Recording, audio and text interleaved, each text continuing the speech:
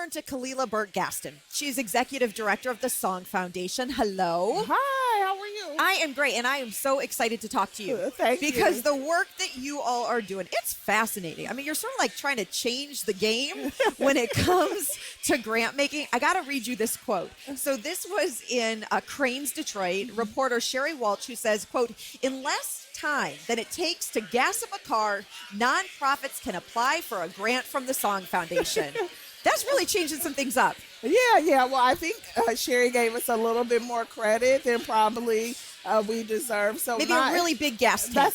That's right. A really big gas tank. But we do hope that through our streamlined process, we can get grants out of the door from inquiry to payout in less than 4 weeks, right? Yeah. And sometimes it's even can be cut down to 2 weeks. But a lot of it is really just based on trust-based philanthropy, which is really an emerging trend nationally and also locally. And it's really focused on how do foundations create practices, but more importantly, an internal culture that really supports nonprofit leaders, right? That we trust you to know what to do with the funds, that you're going to behave in an ethical way and in a way that really supports community organizations. You know, I've been in the nonprofit and in the philanthropic field for a number of years, and by and large, all organizations are doing the best that they can with the resources that they have. And so when you add kind of burdensome processes, reporting, a lot of meetings, right, you're actually taking away a lot of time from our leaders. It can be opportunity costs, and it Yes. can be cost prohibitive. That's right.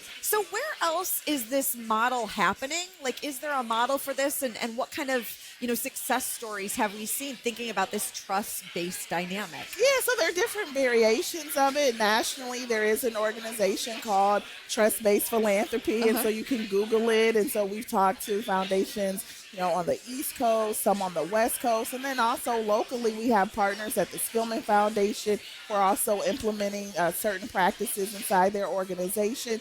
And you see different variations of it. So participatory grant making, pooled funds are also other ways to really champion trust-based philanthropy as well. What does success look like in your mind? Like from start to finish? Yeah. What is, after you've committed to a grant, like what does a success look like from start to finish? Yeah, so for us, success really looks like one, learning and continuing to build our internal culture. So we just completed our strategic plan. We just refined our mission, our vision, our values, and settled on some investment priorities and also kind of what our learning goals are for the next 3 years. And so we want to kind of keep an open mind. We want to hear feedback from not only our grantee partners, but also our partners in the field. How are we showing up? How can we continue to improve our leadership and then refine? That's the greatest thing about being a new foundation or a new organization is that we're still in the kind of iteration phase, right? Finding out what works for us. What do we want to keep? What do we want to kind of take from other people and implement? And so that's the great thing about philanthropy. There are a lot of wonderful leaders who are sharing with us and kind of sharing their lessons with us, and we're able to really learn from them. So it's great. Do you feel more nimble? Oh, definitely more nimble. I tell people all the time that we are small but mighty and small by choice. So all in all, we have a team of about 2 to 3 people. We don't plan on being a really large organization.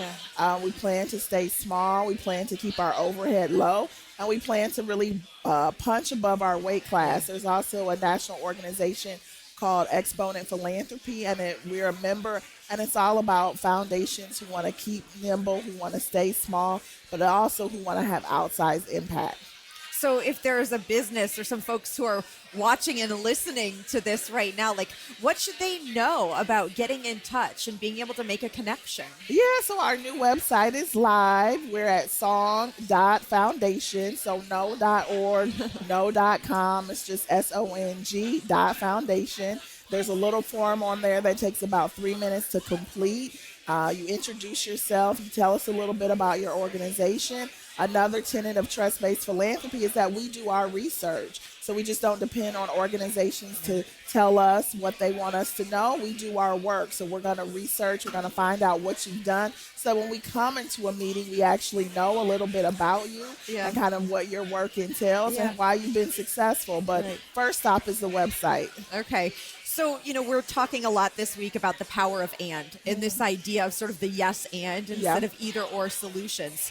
This feels like it sort of fits into this and, right? That there are these foundations that are well established, doing amazing work. And this can be the sort of, and we've also got this model.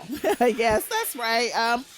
Our policies and our practices aren't kind of in response to what any other foundations are doing.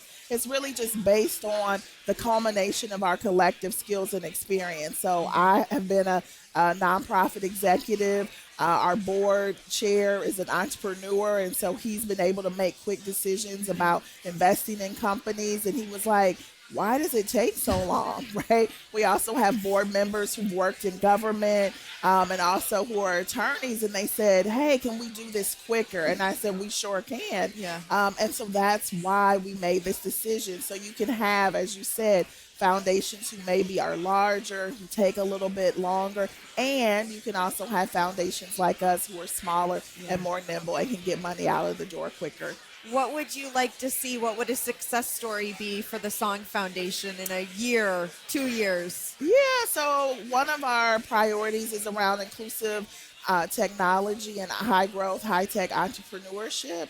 And so for me, I would really love for us to be critical and kind of instrumental in really ensuring that Southeastern Michigan has a viable high tech, high growth ecosystem that's supporting founders, but also supporting underrepresented founders, and that we really bridge the gap between like who we've been as a state from an economic development standpoint and how we build on all of that technology and the skill, and we really chart a new and innovative path for the future. So that's what we're also working on. And are you optimistic that we can get there as a state? I am. I'm not a tech person. And so for the past 2 years, I've been learning a lot about tech, learning about our founders, and also really learning across the country what other cities are doing. So I think that we can be a little bit better than Tulsa. I think we can be a little bit better than Ohio, right? Like we have the goods here in Michigan.